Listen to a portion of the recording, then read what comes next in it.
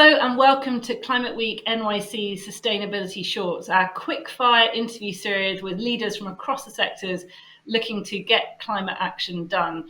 And today I'm delighted to be joined by Emma Cox, Global Climate Leader at PwC. Thanks for joining us, Emma. Thanks for having me here, Helen. Great, so let's just get straight into our first question. One of our main themes this year is accountability. How is PwC holding yourselves accountable to the promises that you've made? How are others starting to hold you accountable? How has that all changed over the last few years? So, Helen, I'm really glad you've picked accountability as a theme, because whilst it's fantastic we're seeing so many commitments being made by business around net zero, they don't mean anything unless they're actually delivered. And accountability and transparency is really key to that.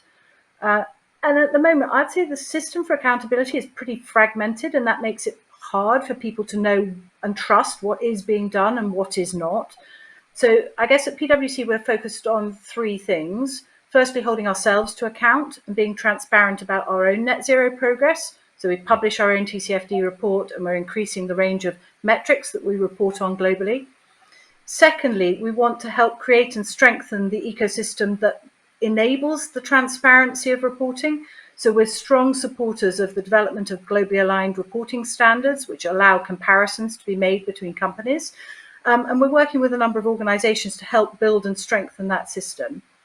And then thirdly and finally, we're working with our clients, both to ensure that the information that they put out there is trustworthy, to help them develop their data and governance systems, and then extend assurance over non-financial metrics. So in short, I'm excited about the progress we're making on all three fronts, but there's a lot more to do.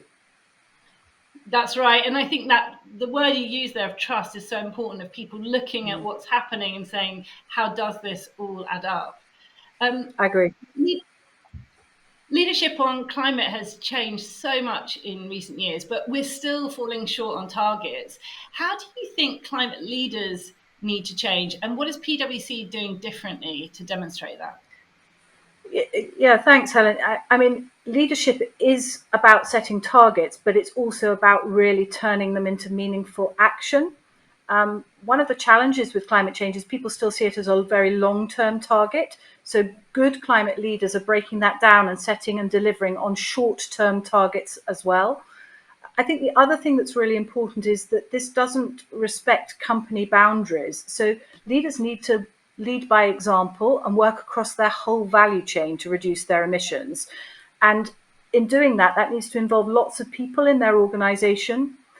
One thing that's interesting is the role of the Chief Sustainability Officer as a climate leader is changing. It's really important to help join up stakeholders across the organization. Also, many more are being appointed. So interestingly, we found from a recent survey that as many Chief Sustainability Officers have been appointed in the last couple of years as were appointed in the previous 8. And I think that trend's going to continue.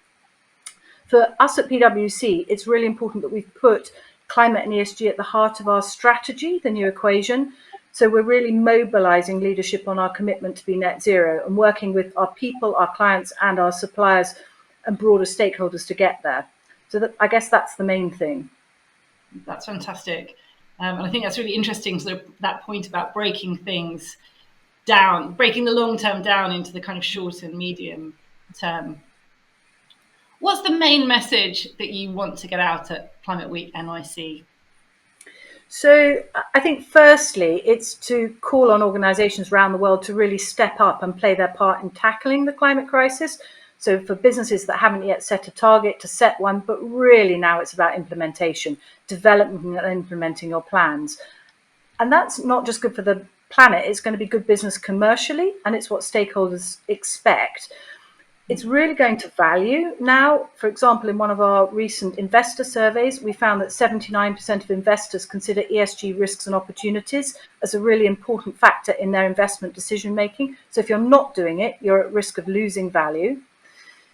Secondly, as well as really working on that mitigation plan and reduction of emissions, I think businesses need to think more about how they adapt to climate change. The effects of a warming planet are really already here. We're seeing it day by day.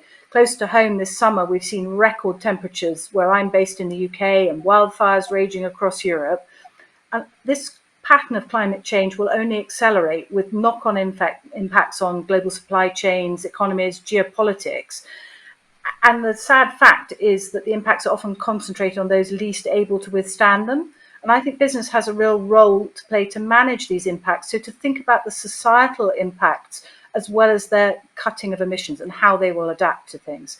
So if businesses have a proper plan for how they will survive and thrive in this changing environment, they've mapped out their climate risks and done what they can to proactively manage them, then they will be able to spot opportunities for long-term success and protect the future of the planet at the same time. So my message is be active, think about both mitigation and adaptation. Thank you. And finally, how can people find out more about what PwC is doing? Well, we've been delighted to be an executive series sponsor and to be taking part in events across Climate Week. So attending and taking part in some of the sessions that we're hosting will be one way of finding this out. And we're trying to bring together diverse communities of solvers to really discuss the climate challenges and work together to address them.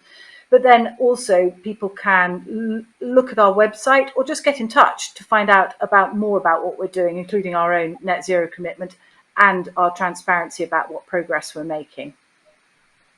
Fantastic. Thank you so much for sharing all of that, Emma. It's really good to hear from you, and thank you for your support for Climate Week NYC. And if you'd like to learn more, make sure to join us at Climate Week NYC from September the 19th to 25th, and make sure to check out the website for more information. Thank you and goodbye.